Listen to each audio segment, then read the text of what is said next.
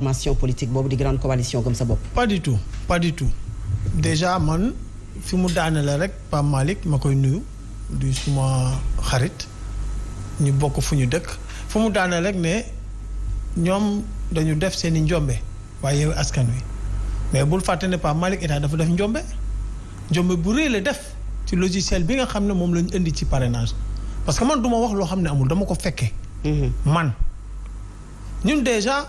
du ma wax maturité loolu amul parce que am na ñoo xam ne defuñu 10 jours lañ teg seen coalition te jàll nañ comme lettre à la poste. ça c'est vrai. am na ñoo xam ne seen i coalition deful 2 semaines te jàll nañ comme lettre à la poste c'est-à-dire que nu ñuy wax dëgg te yàlla tax am na ñoo xam ne dañ leen jox fichier bi jox leen fichier bi dañ leen ko jox. ñu bees ñu nga bëgg a wax. ñun ñi nga xam ne ils n'ont pas yàgguñu ci dañ leen jox le xam fichier. nga lu ne fàng kenn du ko jeex. dama ne mënoo juddu ci 10 jours wala ci 2 semaines nga ñëw. yaa ngi tuumaal ñooñu de Mamadou. non man du ma tuumaal dama xam ne am. accusation yoo xam dama ne mënoo ci 10 jours wala 15 jours nga indi 55 327 parrains dugal ko lépp jàll alors que nit ñi toog nañ ay mois et quelques di liggéey seen parrainage toog ñetti fanaan ko 4 jours doo gis sa njaboot di ko liggéey de manière lépp teg système boo xam ne tey duñu jaar fen lan moo tax anomalie yi génn ci logiciel bi c'est-à-dire que dañuy d'accord ñun ñii def nañ njombe mais nañu d'accord ne état def na njombe bu rëy te dama koy démontrer fii tey. ay documents laa yor yoo xam ne man maa def conditionnement parrainage yu grande coalition Gëm sa bopp si DGE te filmé naa ko wane naa ko. mënuñu def ñun 13 régions la ñu dugal seeni parrainage li gën a graaw sax mooy bi ñu ñëwee mais logiciel bi mënul lire suñu tur la grande coalition Gëm sa bopp on nous a imposé ñu def Gëm sa bopp seulement et en majuscule on était obligé ñu woo suñu informaticien parce que ñoom nee nañ amuñu droit laal ko pour muy changer région par région l'intitulé beneen anomalie bi mooy lan mooy que tey jii suñu dugalee suñu parrain pour mu réintégrer xam nga suñu clé dañ ko protéger aussi mais ils se sont basés si nga procès verbal bi ñu jox de dépôt xam nañ région bu nekk lan lañ fa def mais suñu dugalee suñu clé ñoom ñu koy intégrer ci biir logiciel bi on se rend compte le logiciel nous donne des parrains de plus ba ñoom seen bopp sax ñu naan waaw lii dañ mësuñu ko gis yéen kat seen affaire dafa mel ne mu ngi xeeñ neex. ah oui ñoom ñoo leen ko wax. billaay direction générale man duma waxantu. képp ku ma xam dëkk parcelle wala xam fa may liggéeyee. moi je suis syndicaliste lii man maa ko dundal sama bopp du kenn waxuma ko. lii gën a garaaw mooy que bii procès verbal bi génnee procès verbal bi daf ñu génnal ay rejet ak ay parrains yu ñu may ci zone yoo xam ne defuñu fa déposé ñu parrainage. am na benn région ci Sénégal dépôt ñu fa parrainage mais pourtant dañu affiché ay parrainage diaspora bi am nañu ay parrain yóbbuñu ko parce que ñun li ñu saisi ci 13 régions yi am ko dépassé na 5 fois li nga xam ne moom lañu laaj muy 55 327 mais diaspora déposé ñu benn yoon li nga xam ne mooy parrainage te tey boo ko xoolee li nga xam ne ñoom ñëpp ko signé da ngay gis ne muy Mauritanie muy France muy Guinée-Bissau muy Espagne muy États-Unis muy Côte d'Ivoire muy Gabon muy Grande-Bretagne dañu jox ay parrain te ñun déposé wuñu ci zone yooyu parrain donc nag soo nee opposition dañu def njombe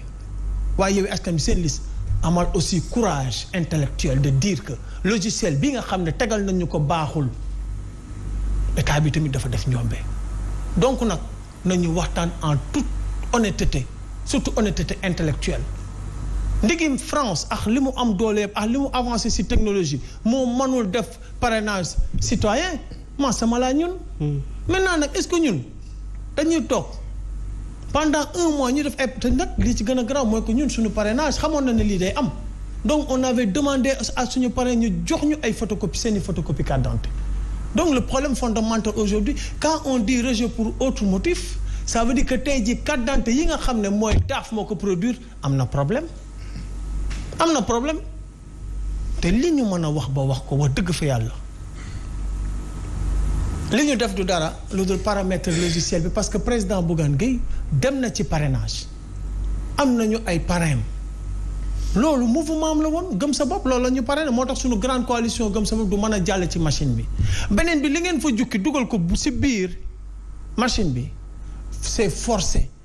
que mbir mi dafa yaatu léegi c'est une grande coalition man par exemple su ma parrainé Parcelles maa ngi ko jaarale si samay groupement féminin samay mbootaay et cetera ñoom ñoo def liggéey bi yëpp mais loolu bu fekkee ne tey jii def ngeen paramètre boo xam ne li ngeen fa dugal lu dugg te xàmmee ko da koy sànni ci rejet pour automotif mais c'est normal que tey jii ñu toll si ñun 36 686 rejet pour automotif et pourtant le Benno Bokk Yaakaar rejet pour automotif 25 lañ leen defal 25 rejet pour automotif tey bu fekkee ne respecté nañ li nga xam ne moom la loi bi wax rejet pour automotif ça n'existe pas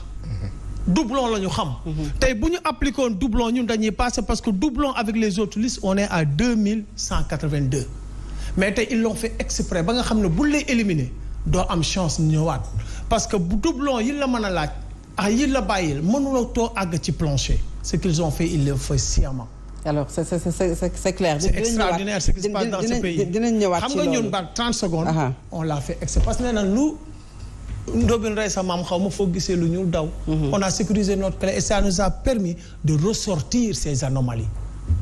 ma wax leen ko nag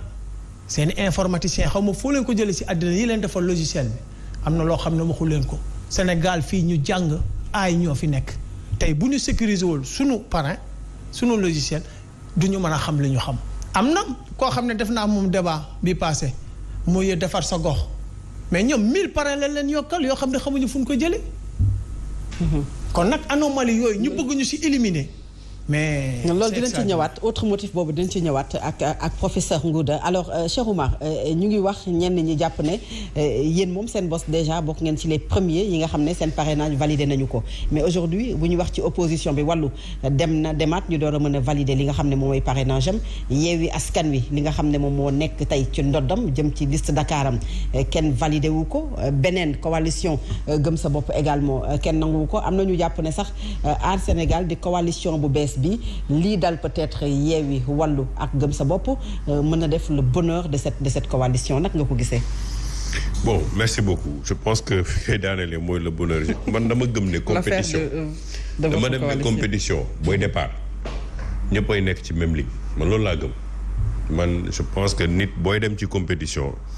amal honnêteté booy départ nga départ andoog ñëpp mooy bu ñu nee prix ngeen dawandoo ku jiitu sa morom ngañe donc c'est pas une question de bonheur c'est une compétition et dans compétition les jeux les règles yi dafa war a leer règle du muy leeree du ci parrainage bi la ñuy commencer dañuy commencer ci délivrance carte d'identité yi ba pare parce que foofu lay jafe-jafe yi njëkkee commencer mënuñu comprendre tey ne Sénégal nga nekk en 2022 ngay produire benn carte d'identité nga war a mën a wuti papa ak yaay feneen comprendre nga li mu wax tu produis des cartes d'identité ou derrière tu dis que la personne ne peut pas voter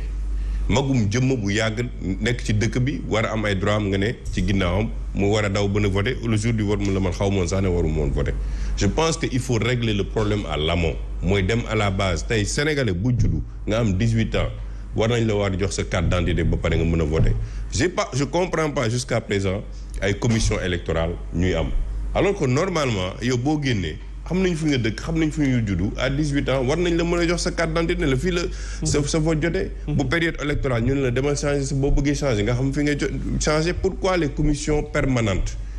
parce que loolu tamit day nekk un blocage démocratique parce que nit ki ci procédure bi nga nekk war a mën a voter war nga mën a voter bu nekkee loolu jàll nañu nga dem ci parrainage bi ñun suñu posture a été claire depuis le début nee nañ parrainage bi baaxul parce que tu peux pas être juge et partie c'est ça le problème du parrainage tu peux pas être juge